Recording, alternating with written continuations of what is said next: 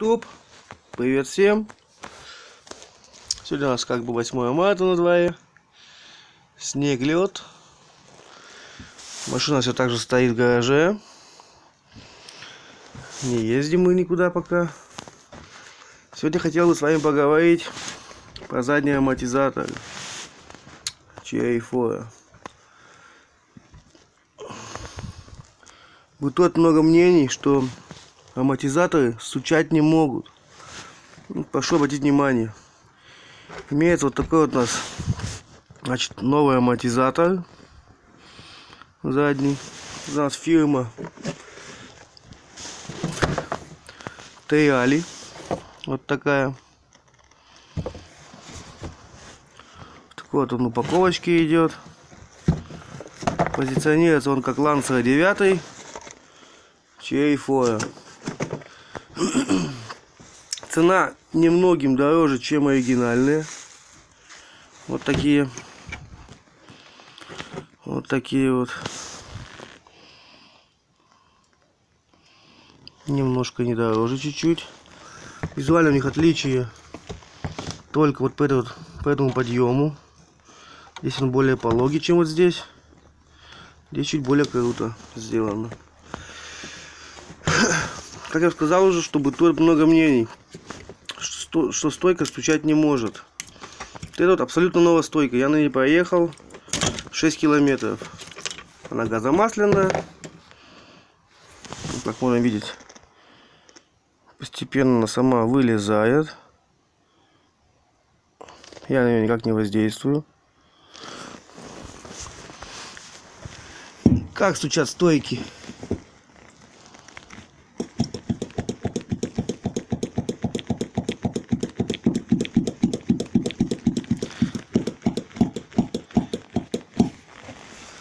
Надеюсь, слышно все прекрасно.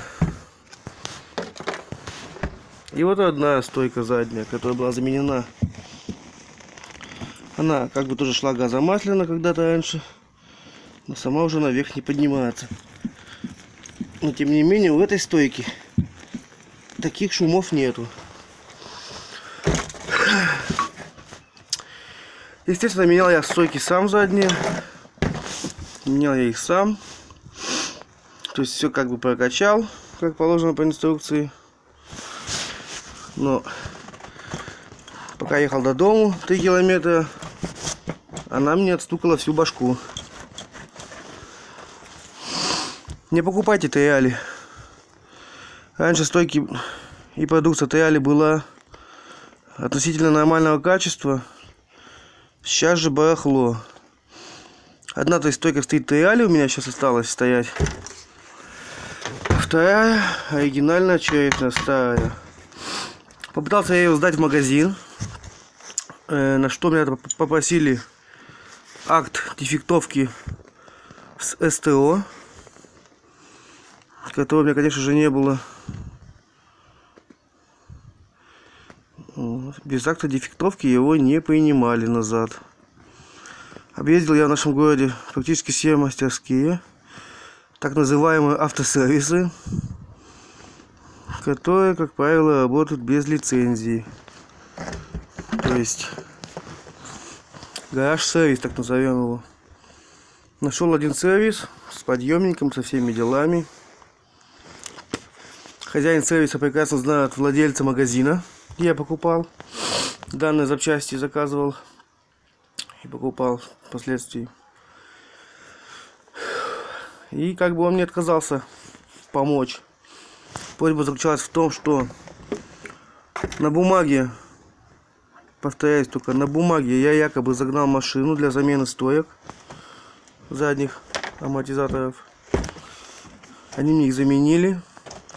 Один стучит, они мне пишут акт дефектовки, а я им плачу деньги как за полноценный ремонт. То есть по факту машина в сервис не заезжает, никакие работы с ней не производятся. Я им плачу деньги только за замену, липовую замену амортизатора. То есть плачу им деньги только за бумажки по цене полноценного ремонта. На что хозяин сервиса, конечно же, не согласился, так как хозяин магазина его как бы друг. Но теперь мы имеем то, что имеем. Оригинальные амортизаторы, как бы, повторяюсь, как бы оригинальные. Покупать я тоже не стал. Они дешевле на 100 рублей, чем Реали. Но такое же дерьмо. Не хоть один совсем. Здесь уже видно, что резинка деформировалась. Хотя пробег у него, не знаю, 1020 есть ли вообще. А вот этот совсем нисколько не прошел. 6 километров, повторяюсь. Также боремся с подвеской. По поводу высоты просевших пружин. Пока что пробуем бюджетный вариант. Купил раньше вот такую я поставку. Это от Жигулей. От восьмерки, от задних пружин. Пружины витки такие же. Я купил специально усиленную. Вот из-за этого подъема, вот из-за этой ступеньки. Вот из-за этой ступеньки. Сейчас, секунду. Вот из-за этой. Резиночка у нас на место не садится. Никак. Никак. Есть у меня ручной фрезер в другом гараже. Съезжу, наверное, выберу середину фрезой аккуратно. Я здесь начал маленько ножом колупать, но что-то она плохо поддается ножом. Один нож острый, туго довольно-таки режется. И вот, наверное, я ее так здесь фрезером по краешку так пройду. Лишнее сниму, чтобы она сюда-то хорошенько залезала. А сюда, наверное, еще поставим вот так вот, то есть оденем резинку. И сюда, наверное, так вот, наверное, вваем такой вот полосу, стакан такой, либо повыше, чтобы пружина никуда не съезжала. Потому что резинка, сами видите, как она сама не садится. Наверное, прямо вот так вот вваем сюда стакан еще один дополнительный. Из полосы, из железа. Чтобы резинка держалась тут. Прихватим его сюда сварочкой. Ну, не на этот, повторяюсь, но на другой, на новый. Есть у меня идея попробовать от восьмерки померить амортизаторы, либо же от десятки, от ВАЗа. То есть взять новый аморт, съездить в магазин, прикинуть все, как там по стакану, поэтому вот по чашке по опорной стоит, по саленблоку. Ну, саленблок там, в принципе, не проблема, можно перепрессовать. Как раз сейчас хочу заняться изготовлением пресса. Делал я там первый пресс такой, так, по-быстрому, на скорую руку, из 2 швеллеров. Когда перепрессовывал саленблоки на машине, менял все. Ну, из предыдущих видео, кто смотрел, тот видел, что я рассказывал, что менял все саленблоки на машине. Я его раньше согнул здесь в бараний рог. То есть домкрат 3 тонны. Согнул швеллер десятку. Потом как-нибудь покажу потом, что от него осталось. И вот если подберу что-либо из наших, там десятка, либо там семейство 10, либо там 8 семейство, там 15, ну там одно и то же, в общем-то. Посмотрю, может что-то можно выбрать. Потому что, повторяюсь, вот этот амортизатор Реали, как бы на рынке всего существует 3 вида. Как я понял, из магазина,